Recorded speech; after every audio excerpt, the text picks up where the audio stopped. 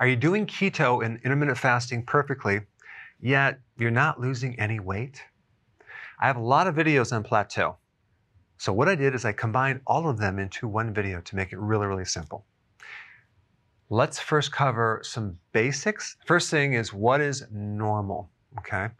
When someone does keto and IF, they usually lose a lot of water weight, sometimes up to 8 pounds in the first week. That means they're carrying a lot of water. Then the second week, they're hardly losing any weight at all, maybe 2 pounds.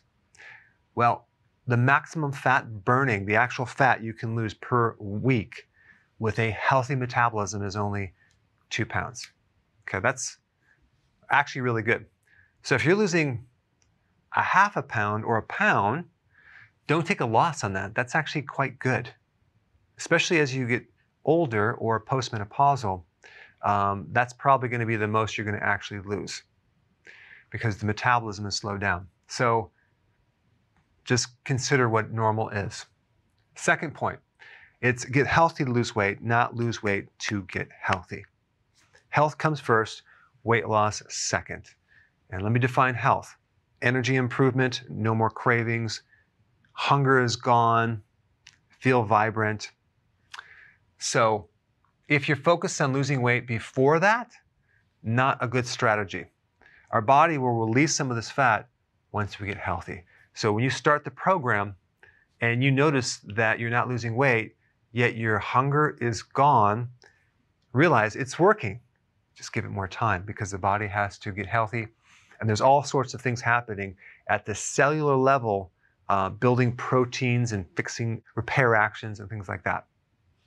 Okay, next point. Muscle weighs more than fat per volume. So if you have atrophy, loss of muscle protein, which actually looks like fat, and you start this program, your body is going to repair that first. So you may start building more muscle. And that's going to be a little heavier than the actual fat per volume. So you may notice you're shrinking, especially in your waist, and that means that it's working. Just give it more time, but not necessarily weight loss because your body is focusing more on the protein building. You may be losing some fat, but the protein is going up. Okay, 9 things, okay, in the order of importance. So let's say you're not losing weight. What do? Step 1, double check your carbohydrates. A lot of times there's hidden carbs. You're consuming maybe a fruit here and there, some wild rice, some bread on the side, because you're not exactly doing it perfect. Or it could be some wine, or it could be a so-called keto-friendly bar or some type of dessert. And then when you read the ingredients, it is filled with sugar, okay? Okay, so number 2, your fasting pattern. This is very, very, very important. And sometimes if you have a slow metabolism, you need to fast longer. So the key is start where you're at, do 3 meals, no snacks, then don't eat if you're not hungry, ride the wave, and so you skip your breakfast, and then your first meal of the day maybe is at lunch, and then the second is at dinner. And then you take those 2 times and you start squishing them together, okay? So now you're at a 4-hour window, and then now you fast for 20 hours, okay? And then let's say you're still not losing weight, and then you basically eventually go to 1 meal a day. Most people will lose a good amount of weight with that, unless they have a history of a lot of dieting, or they're going through menopause, or they had diabetes or have diabetes, or they have a lot of weight to lose, or they have a fatty liver.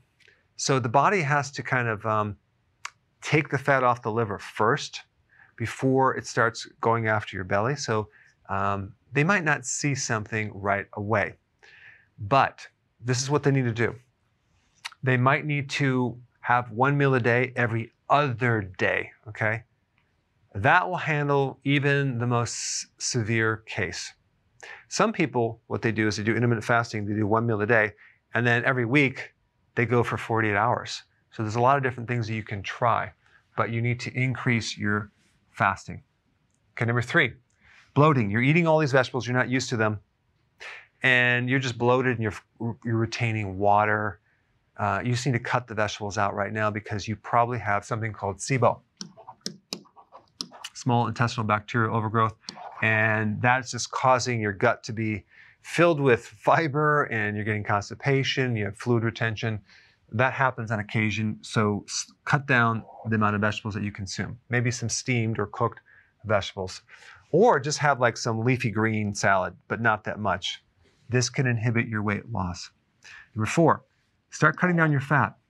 Now, fat is good in the beginning, but when you start becoming adapted, we want to burn our own body's fat, not the dietary fat as much. So you might want to cut down your fat to about 75 grams. It's just a matter of not adding any fat to the meal. Just eat the fat that's normally with the protein, to keep it simple. So this will help. Number 5, add exercise in there, especially if you could do it when you're fasting. So if you're between 40 and 50 or getting your 60s, you want to work out probably twice a week and you spread it out. Just make sure the workouts are intense or long enough to really cause your whole body to be exhausted, or you're sweating, because we want to do a very thorough workout.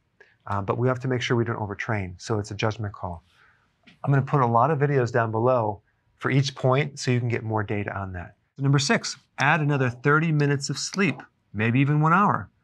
Believe it or not, you trigger growth hormone, which is the main fat-burning hormone, when you're sleeping.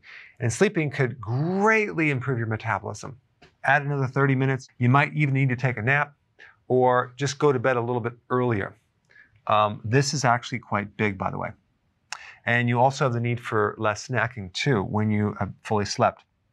Number 7, this is when you can add the apple cider vinegar, dilute it, drink it through the day with water. More potassium through electrolyte powder or more vegetables. B1 through nutritional yeast. Magnesium, leafy greens, or electrolyte powder. And or vitamin D. These are all things that will improve the situation with insulin. It'll help lower insulin by improving insulin resistance. So if we reduce insulin, you'll lose more weight. But I don't recommend this unless the carbs are low and you're fasting, okay? Because if you're adding nutrients on top of carbohydrates, on top of frequent eating, it just doesn't work.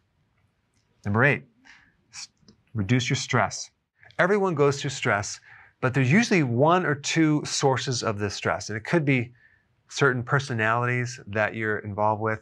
Do whatever you can to improve that situation, because I will say a lot of people lose weight when they reduce stress and when they go on vacation, because they're separating themselves from the stress and their body just does very, very well.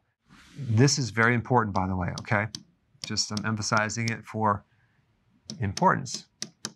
Okay, and lastly, number 9, fix a health problem that you may have that is not associated with weight loss. So in other words, take the weak link of the body and correct it. So let's say you have a thyroid issue or some gut issue or inflammatory or pain situation or anything. Focus on that to eliminate that, to speed up the overall metabolism.